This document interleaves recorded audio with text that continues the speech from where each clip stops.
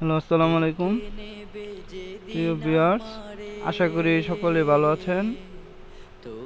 আজকে আইটেল ই বাটন সেটের charging problem. তো আমরা চার্জ কেন হয় না তা দেখব। এই দেখেন, চার্জে লাগালাম কিন্তু চার্জ হচ্ছে না। তো এখন আমরা এটি চেক করে নিচ্ছি আসলে চার্জিং পাওয়ার আছে কিনা। তার মানে চার্জারটি ওকে আছে, কিন্তু এই বাটন ফোনে চার্জ হচ্ছে না। আমি প্রথমত সেটটি খুলে নিচ্ছি। সেটটি খুলে নিয়ে দেখবো আসলে কি প্রবলেম। প্রথমত আমরা চার্জিং পয়েন্টটি চেক দেব।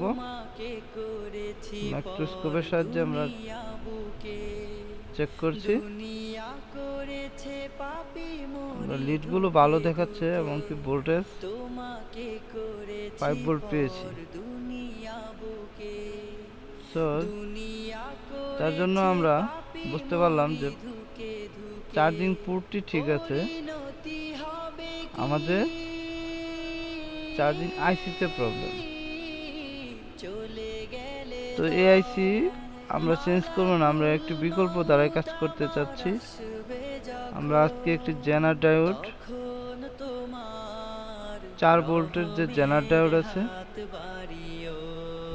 সেই 4 ভোল্টের জেনার ডায়োডের মাধ্যমে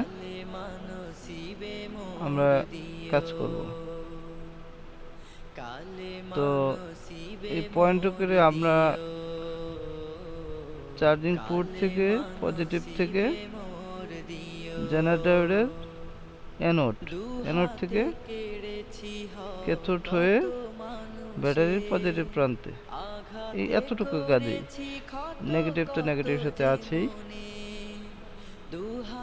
জাস্ট এই কাজটি করার পর আমরা সেটআপ দিয়ে দেখব আসলে চার্জ হয় কিনা এবং এম্পিয়ার নেয় কিনা।